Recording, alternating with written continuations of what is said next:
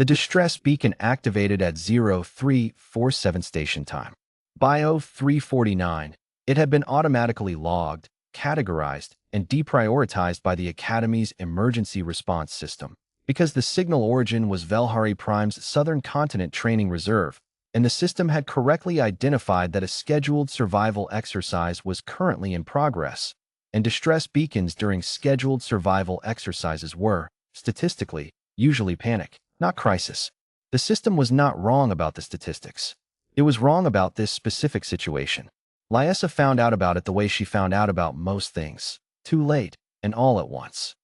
She was on her third hour of perimeter check, a standard rotation during the overnight phase of the exercise, when her comm clicked twice in the specific pattern that meant authenticated emergency override, not a drill. She stopped walking, pressed the receiver. Cadet Lyessa. The voice was Darian's, her team's tactical coordinator, a Karathi with 4 eyes and the most precise spatial memory she had ever encountered in a non-human. His voice was doing something she had not heard it do before. We have a problem. Define problem. 43 cadets. Surrounded. The Vorkai pack moved in from the eastern ridge approximately 20 minutes ago. They've established a containment perimeter. Lyessa processed this. The Vorkai were not part of the exercise.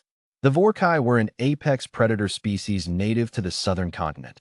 Pack hunters, 6 limbs, capable of coordinated siege behavior that xenobiologists had spent decades studying with a mixture of fascination and significant professional caution. They were not, technically, aggressive towards sapient beings. They were, however, territorial. And 43 cadets had apparently set up their overnight camp directly on top of a Vorkai denning site. How many in the pack? Lyessa asked. Current count is 19, and the cadets are clustered in the central clearing. The Vorkai have the tree line. Every time someone tries to move toward the eastern or southern exit routes, the pack advances. They've learned the pattern. They're holding containment. Lyessa stood very still for a moment. 19 apex predators. Coordinated siege. 43 cadets who had, based on the exercise parameters, been issued standard survival kits and absolutely nothing useful for this specific situation. Where are you? She said. Northwestern observation post. 60 meters outside the Vorkai perimeter. I can see the clearing. Stay there, Lyessa said. Don't move. Don't make noise. Lyessa, I'm coming to you. How long until Academy extraction response? A pause that said everything. The automated system logged it as a false alarm. Manual override review is, best estimate, 4 hours. For hours. She was already moving. Lyessa was human. This fact had required, over the course of her 18 months at the Galactic Exchange Military Academy, a certain amount of ongoing contextual explanation. She was not large, by human standards, average height, average build, the kind of unremarkable physical profile that made species with visible threat indicators consistently underestimate her until they had finished doing so and were reassessing their assumptions. She was from a place called the Pacific Northwest, which was, as she had explained to Darian once, in a conversation that had clearly lodged in his memory in ways he was still processing, mostly forest. She had grown up in forests. She understood forests, not in the academic sense, not in the survey and catalog sense that the Academy's xenobiology curriculum taught.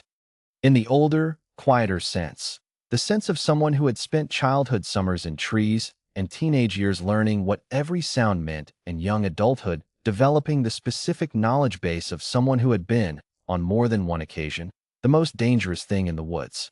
She moved through the Velhari jungle the way she moved through any forest, low, quiet, reading the canopy, reading the ground, reading the spaces between things. The Vorkai didn't hear her. She heard them. Darian's observation post was a rocky outcrop with good sight lines. He had his thermal scope out when she arrived, which was good tactical instinct. She dropped him beside him without announcement, and he managed, admirably, not to make a sound. Briefing, she said quietly. He briefed her. 43 cadets, center clearing, huddled in 3 groups. The Vorkai had 19 confirmed members in the perimeter, possibly more in the canopy. Their thermal signatures were inconsistent because of their fur density. The pack's behavior was consistent with territory defense, not active hunting. They weren't going in. They were waiting. Waiting for what? Darian asked. For the intruders to leave, Lyessa said. That's siege behavior. They want the clearing back. They're not going to attack unless someone pushes the boundary. 3 cadets have already tried to push the boundary. I saw the med flags on my scope. She studied the clearing. None of them got far. The pack advances in groups of 4. Coordinated. The cadets pulled back. Lyessa nodded slowly. She was cataloging things, not consciously, exactly.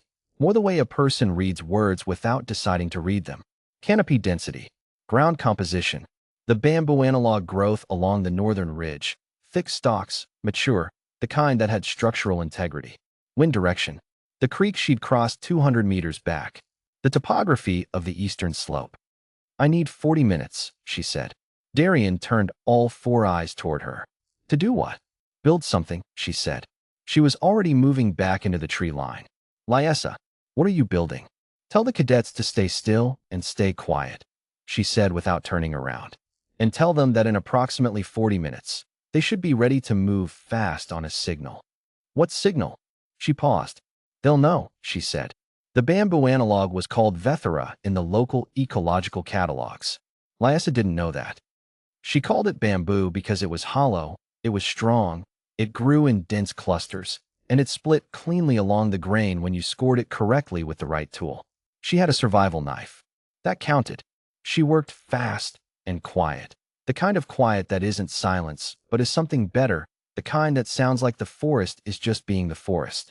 She moved through the Vethera stand methodically, selecting, cutting, stacking. Her hands knew the work before her brain finished articulating it. She had built things like this before, not exactly like this, because the circumstances of her current situation were specific to an alien jungle on an alien planet. But the principles were older than the Academy, older than the Galactic Exchange Treaty, older than First Contact. Humans had been building things out of what was available since before they had a word for building. First, the channel structure. She used the creek to her advantage, digging a narrow redirection trench with a flat stone and her hands, routing a thin tongue of water toward the eastern base of the Vorkai perimeter. The Vorkai were holding the tree line. The eastern tree line had roots. Roots didn't like surprise moisture changes. The ground would shift, not dramatically, not dangerously, but enough to change the acoustic profile of that section of the perimeter. Enough to make that ground feel subtly different underfoot. Enough to make the Vorkai on the eastern edge pay attention to something other than the clearing. Second, the noise architecture. This was the part that took the most time and was, in Lyessa's private assessment, the most satisfying to construct. She built it from Vethera stalks, dry fiber cordage stripped from a local vine species she had identified by texture and flexibility, and 3 flat stones. The mechanism was simple in the way that effective things usually were: tension, release, sequential impact. The Vorkai communicated partly through percussive sound. She had read that in the pre-exercise briefing documents, the ones that most cadets skimmed. She had read them carefully, because she read all briefing documents carefully, because her mother had told her once that the most valuable thing you could do before going into any forest was to know what lived there. She knew what the Vorkai's territorial call sounded like. She built something that would produce something approximately similar. Not close enough to fool them, close enough to confuse them. To make them look north, toward the ridge, away from the clearing, for long enough. Third, the wall. This was the oldest part. The part that sat at the absolute base of the human behavioral archive, somewhere below language and above instinct. When something threatens the group, you build a wall. You use what's there. You make it fast. She built a V-shaped barrier along the western exit route, the one the cadets hadn't tried because it looked impassable. It was impassable. She made it less so, clearing the worst of the ground obstacles, constructing a channeling structure of Vethera that would funnel movement while providing visual cover. It would not stop a Vorkai that was committed to pursuit. It would slow one, which was enough if the cadets were moving fast enough. And they would be. She was going to make sure of that. Darian watched through his thermal scope and understood, gradually, what he was seeing. She had been gone 37 minutes. In 37 minutes, she had apparently redesigned the tactical landscape of the entire perimeter. He pressed his calm Lyessa. Ready, she said. She was close. He could hear her breathing, which meant she was right below the outcrop. Give me a count. He counted. 43 cadets.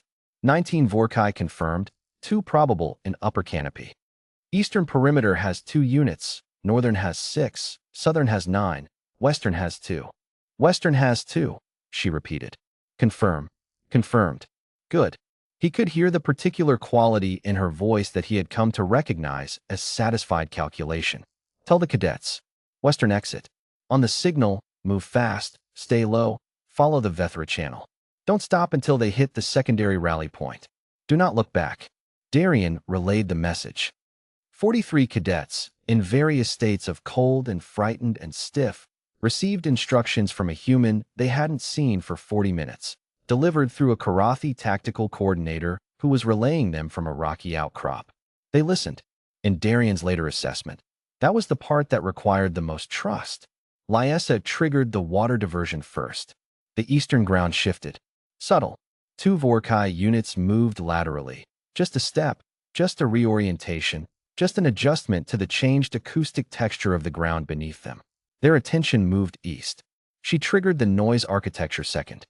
The percussive sound that rolled out of the northern ridge was not a Vorkai territorial call. It was something that rhymed with one, off in frequency, slightly wrong in rhythm, the way a word sounds when it's said in an unfamiliar accent. Wrong enough that the Vorkai knew, immediately, that it wasn't pack communication. But the instinct to locate unexpected sound is older than cognition. 14 of the 19 perimeter units oriented north. Western perimeter, 2 units remaining. She came out of the tree line at a sprint. Darien, watching, later described it as the most efficient use of misdirection he had ever observed outside of a formal tactical simulation.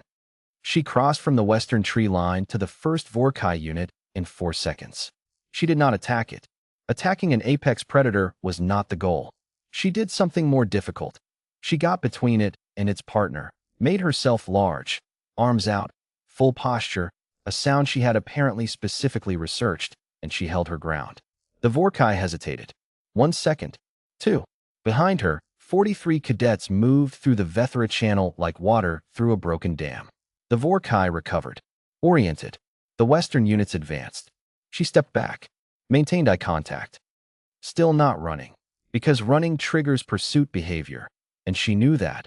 And she held the line until the last cadet was through the channel, and then she broke left, into the creek bed, which the Vorkai's paws were not structurally suited for on a wet substrate, and she ran. She reached the secondary rally point at a pace that suggested she had not, in fact, been sprinting through an alien jungle for the previous 45 minutes. 43 cadets stared at her. She was breathing hard. Her uniform was comprehensively decorated with mud, Vethra fiber, and something that she privately hoped was creek water. She had a shallow scratch on her left forearm from something she hadn't had time to identify. She looked at them. "Everyone's okay," she said. A Velhari cadet, bioluminescence flickering through several colors rapidly, said, in a voice that was attempting steadiness, "What? How did you?" "Bamboo," Lyessa said. "Creek. Misdirection." She sat down on a rock. "And I read the briefing documents." Darien's official after-action report was 4 pages long. The section on Cadet Lyessa's improvised tactical response was 3.5 of those pages. The summary read, Cadet demonstrated applied environmental engineering under pressure, leveraging material resources and behavioral knowledge of a non-cataloged threat species to construct a multi-stage extraction solution. Total time from problem identification to resolution, 48 minutes. Cadet casualties, 0. At the bottom, in the section marked additional notes, Darien had written a single line. She said she grew up in a forest. I am beginning to understand what that means. The Academy's Xenobiology department requested Lyessa's field notes 3 weeks later. She sent them. They were comprehensive, detailed, and written in the margins of her original briefing document. The briefing document she had annotated before the exercise started. Because she had read it carefully. Because that was what you did.